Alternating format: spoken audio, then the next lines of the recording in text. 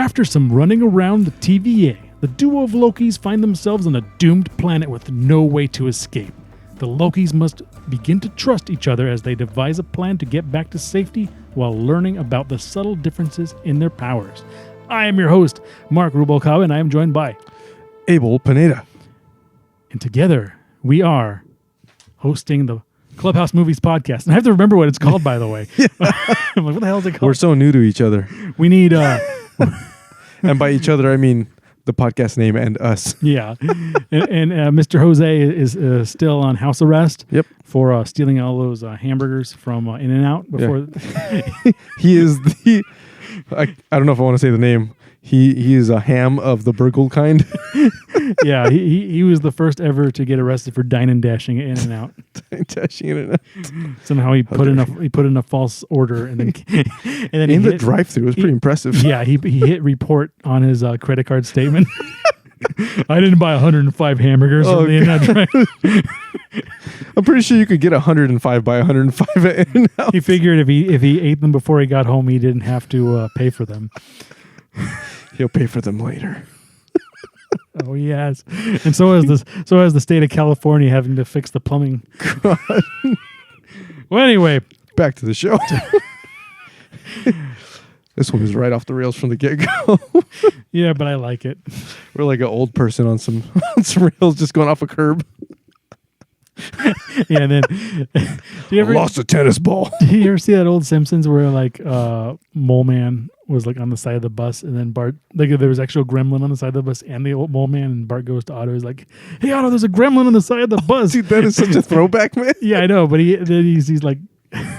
He sees Mole Man. He's like, "No problemo, Bart, dude." He knew exactly how to take care of him. He murdered him. He hit him with the side of the bus, and he crashed into a wall and exploded. Holy cow! I don't remember that, but I do remember seeing the gremlin. Yeah, I was a child. Well, anyway, we are back with more movie reviews. No, we are back with more TV reviews, and we are going to continue our Loki series on episode 3. All right, so it's getting good. It's getting good. There were some really good character moments. Not entirely sure why Sylvie is a Loki yet. Yeah. So to me, that was kind of weird. I did like the way it opened with with her and the TVA agent chilling in a cabana bar somewhere. Yeah, that threw me off so hard. I was like, am I watching the right show? Yeah. And then it kept going like back and forth between time periods. Yeah. And oh my God, this pissed me off because I didn't write it down. Remember when she's like, you know, when you drink something cold, you get a brain freeze? Yeah, and it it freezes your synapses. It freezes your synapses, and it freezes the memory. Yeah. And I was thinking about that stupid thing in Die Hard at the very beginning. Everything is Die Hard. Yeah, where the dude sitting next to John McClane is like, you know how you take care of jet lag is you take your shoes off and you make fists with your toes and walk around. What? Yeah, that's how it started. Like it's like that a bit of blew up my mind. Yeah, it's a bit of information that makes no sense, right? Yeah. I actually used that at a convention once, and someone's like, "Oh man, I got jet lag." You know what you do is you take your shoes off and you walk around with fists on your toes. And some dude came like out of nowhere, and the other side was like, "Die Hard." Oh, it's like, shut up, nerd. But anyway, yeah, I thought that was cool, but it was actually a trick from the female Loki, now known as Sylvie. Sylvie. That's a different name. Yeah, and she just sort of... But it ends in a E, like Loki. But it was cool because it set up the fact that the TVA agents are actually slaves of some form or stormtroopers or something. So apparently they're hundreds of years old. And they've been placed. So like they said, the time moves differently at the TVA. So, ooh... I felt that one. Yeah, it was good. Like a roundhouse kick to the nuts. Yeah, but it was nice seeing the two Lokis on the train hanging out and talking. Yeah, that was... I was also thinking the train was so like lax and like there's so much space. Like it was like it was like a slow day. Yeah, on the train. It wasn't like there was no Owen Wilson today. Oh yeah, I noticed that too. But yeah, they were on an apocalypse planet where there was about to the moon was about to it was planet to planet crash. Yeah, exactly. And they're legit. I don't know how they were doing it, but they're dodging every single meteorite by being on this train. Yeah, that like there's no one on the train. You know, it was just sort of like, okay, this train was just a bar. This train goes to the Salvation, Yeah. And nobody's like going with it. Like, and the funny thing is, like, the people in line were like, they're not even legs on. There's like 12 people in line. Yeah. And there wasn't even like a big crowd. Yeah. Let us in, guys. We don't want to die. Speaking of people guarding like the line and stuff, why did the guys look like Voltron characters? They look pretty dumb. Their helmets, and I was like, all right, so we have Voltron, and then we have Prince of Arabia people. Yeah, I don't know. One big gripe I had with this episode, and I first noticed it like kind of at the beginning when Loki was running. Yeah. And it kept going and getting worse, was the Mandalorian screen technology for this episode, because I thought at first it was bad green screen or something, because everything just looked kind of shaky and weird. It did. Okay, I thought I was losing my mind. And it looked like the set was like behind them, like it's behind us. Yeah, like it's like immediately there. Yeah, but I couldn't put my finger on why it looked so weird. I didn't know they were using the same tech. Yeah, I heard they were using sense. it, but it looked like an episode of The Mandalorian, but the Mandalorian does it better, and they're usually off of it. Yeah, and it's usually a lot brighter when they do Mandalorian, so it's easier to hide, let's say, as opposed to like trying to nail some cinematography there. Yeah, and this thing was super CG. I mean, it was hard CG. Yeah, there were almost no practical effects, is what it felt like. Yeah, I feel like the only like real scene was when they were on the train, because it was like a bar set that they left over. They could literally Temple of Doom or something. Yeah, they could put screens behind the windows and just be like, look, they're moving. Yeah, but I actually got kind of dizzy when he was like running to the that old lady's house with a gun. Yeah. I was actually looking down at my laptop writing notes, so I kind of missed a lot of the running. Yeah. But the cool thing I noticed, speaking of going to that old lady's house and him doing his Loki thing where he shapeshifts and all this stuff, is it brings up Lokis have different abilities. Yeah. Like absolutely. And the thing is Sylvie, aka Girl Loki, she has the ability to manipulate people's minds, like whatever, like the Tesseract or whatever that stone was in the Tesseract. Yeah, she has basically WandaVision powers. Scarlet Witch powers. Yeah, and she taught herself how to do it? Like, what? Yeah, I don't know. She's almost seeming more like a alternate Scarlet Witch now. Yeah. Or Green Witch. Oh. Ooh. That'd be... Oh. Yeah, I could see that. Yeah. So that I think that was my big thing, was I liked the interaction between the Lokis and them talking about how their powers work, and what does it take to do mind control, and like it was oddly human. I'll do mind control, and then you do your whirly things, and then when they broke into the train to beat all those 12 people to fit on the train that apparently had so much room on the inside. No room. They said no room. Yeah, they had a heist where Loki was the he was the guard. He was the Voltron guard. Yeah. And then with his bird helmet. And then Sylvie did the whirly Scarlet Witch powers to let them on. So it was a nice little tag team scene. It was cool. It was cool to see them work together. I was waiting for that, like, not buddy comedy thing to show up, but I was waiting for that to happen. You know what? Remember when Loki was like, when he flew out of the when he flew out of the window from the train? Oh yeah, there was a dude who flew out of the train before them. Oh, I didn't even catch that. I think there was, and then Sylvie jumped out. I was thinking, are they going to beat this guy up, or did he just disappear or something? And then you don't see him. Yeah, a lot of people flying out of public transportation, just gone with the wind too. Apparently, they totally were. Yeah, at first it was that guard, right? And then Loki's like, "Oh no." And Sylvie's like, I better do it. I think every episode it was so dumb. It was like watching lemmings jump off a cliff. Yeah. Funny thing is, we don't even know if the train made it. Maybe the train exploded on the way over. I know. So there's that. We don't even know what happened there. Yeah, they probably did a better job of not being on the train, because did the train even like land there? Yeah, the show would have been over. Would have been like, oh, we still have 3 episodes left. Yeah, and I remember they're like, at the very end, they're trying to get towards the Ark to get towards salvation, right? Yeah. And the cops are still like chasing them. Like, they're like, those guys. Like, why do you care? Like, you see another planet is coming at you, right? Yeah, don't. What are you going to do? Hold him for trial? Like, just put his head here. The planet should hit it. Exactly. That'd be ridiculous. That was so dumb. And the funny thing is so they're still getting chased, and now they're running through this city getting chased. And then the ship gets hit with a meteorite, and then everybody just stops doing what they were doing. Well, there's no other escape. Yeah. And I like how like Sylvie just like Yeah. walked away. Yeah, like everybody turned. It was like, whatever. Yeah. Whatever. But it was a fun episode, but it was a little, to me, it was a little bit of a departure. Yeah. A little bit of this episode could have been 10 minutes long. Yeah, like in another episode. I totally see why they made this episode. It was to give these two characters a relationship, you know?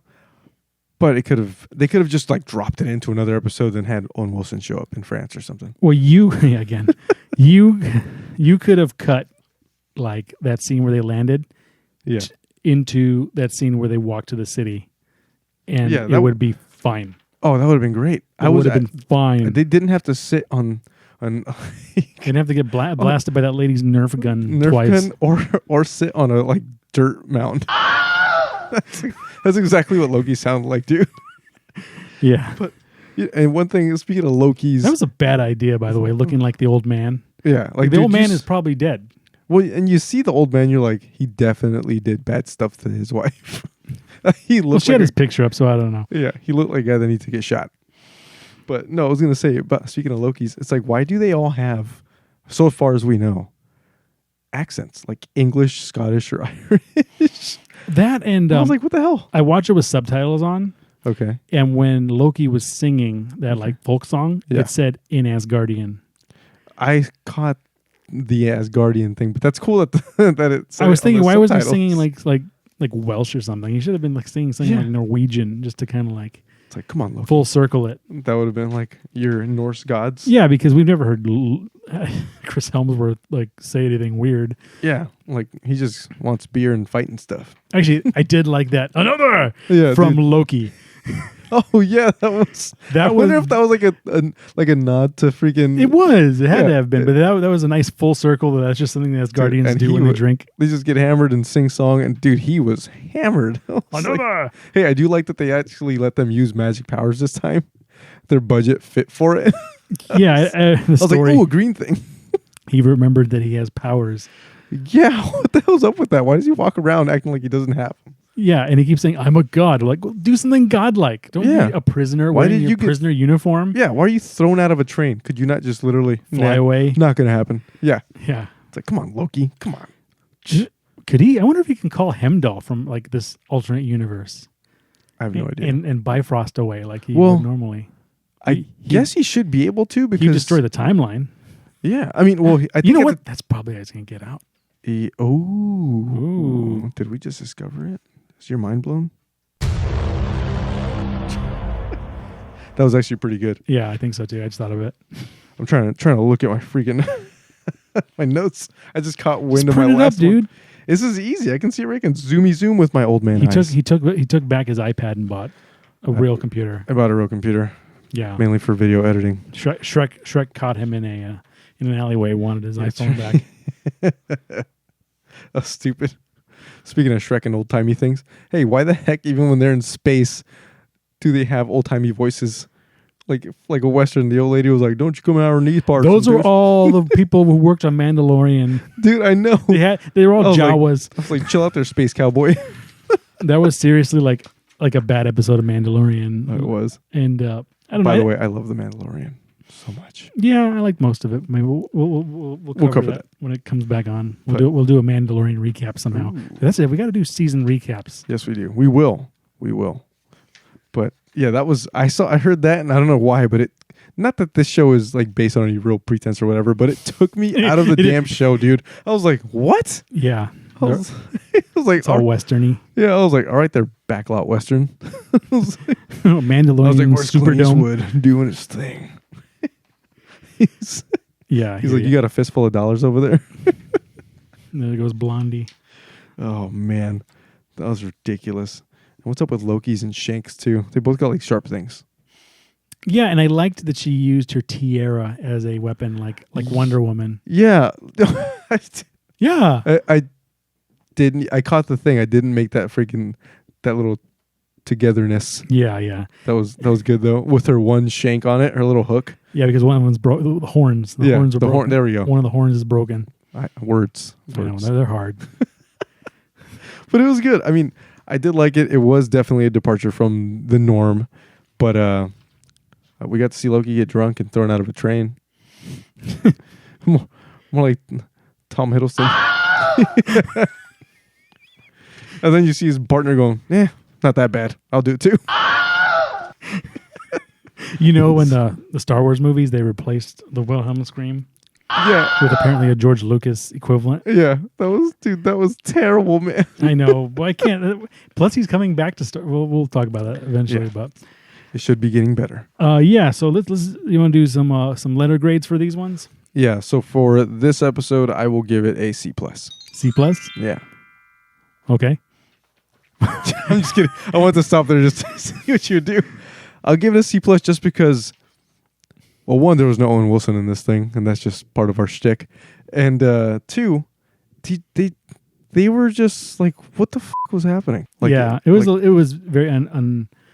I'm gonna give it a C- because I don't want anyone to drop off the show, because I hate it when, like, you know, like a new show starts up and like they lose like half of their viewers in the next episode. Like, but usually they don't start off with such a bang like this one did, like the show did. They usually like it's gradual. This one, it was like it's hitting its little sophomore. Yeah, this one was the cheap bottle episode that they filmed in their Thunderdome. Oh, yep. This has got to be what they did. I mean, and we're halfway through, so you might as well just stick around for 3 more weeks. Yeah, so hopefully it gets better.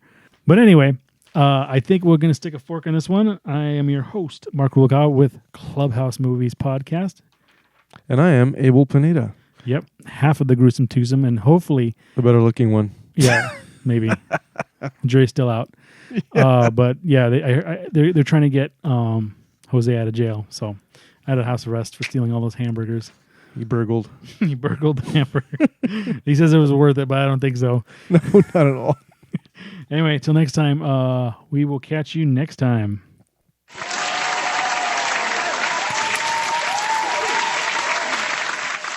Woo, 3D.